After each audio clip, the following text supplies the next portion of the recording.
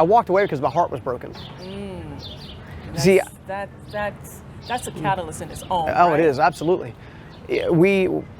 I've had the pleasure of actually having you on our show, and one of the things we talked about was the importance of self-esteem. Going from selfish to selfless, and really esteem's in the middle somewhere. Yes. And so I began very young because I didn't have a lot of positive influence growing up. Broken home. Grandmother that did raise me passed away when I was 9 from brain cancer. So my entire world has always been shaken up. Well, it's amazing that you were raised by your grandma. I was raised by my grandmother too. Nice, high five. Yeah, That's awesome. It's amazing, and we are so grateful when, sometimes our biological parents maybe not have the means, not around to really raise us. Sure. And then the grandparents step in That's and right. really shape us, and I really think that's divine. Yeah, it is. It's divine. See, and I believe that too. I think a lot of folks they get hung up. I know I did for a little while. I got hung up on this philosophy that because my parents weren't there, I was somehow missing something.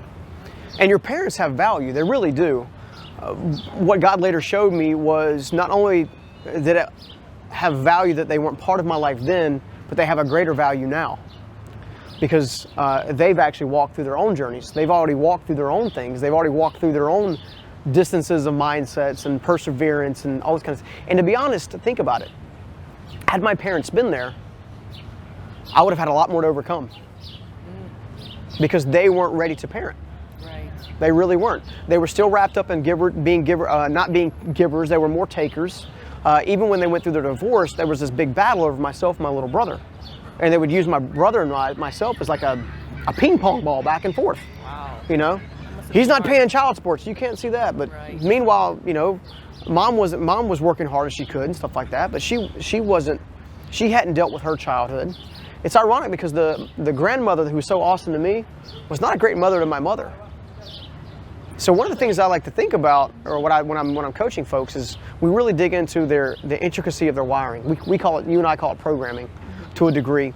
We get into that deep area of like, hey, look, who taught your mom or dad to be a mother or father? Who taught them? Well, I guess theirs did. Okay, well, tell me about theirs. Well, that was kind of messed up too. Well, all right, well, who taught them to be a good parent? Because it's generational, right? Yeah. And, the Bible talks about the sins of the forefathers. To the third generation. Exactly, third generation. So it's in there, and it keeps repeating and repeating and repeating until one day there's one individual to stand up and cut it off. That's right. Right? And that's exactly what I think transpired. And my grandmother was a great mother to me. And that actually produced more anger, more resentment from my mother. She's like, what's going on? But to my grandmother, I was probably the do-over. She'd already known she'd already messed up. She'd already been through all, exactly, right? But to my mother, she's like, where's my mom? My mom, she's dealing with my mom doesn't love me. Self-esteem, poor self-esteem is funneling down the course. Got the same thing on my dad's side. It's no wonder I actually dealt with self-esteem. So anyway, my mother and my father and that whole demographic, it created an environment of self-worth struggle. So when it manifests itself for the very first time in a powerful way, it started doing so in my relationships. We talked a lot about last time that when I had you on our show about the importance of the attraction, the law of attraction. John Maxwell calls it the law of attraction.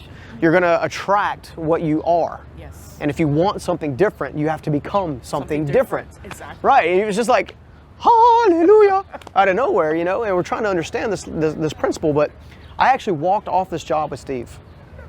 He gave me everything. I was being financially successful, but my heart was broken. I remember I was breaking metal one time, and this is putting on siding, and I was breaking metal, and I was doing this kind of thing, but yet my world was falling apart.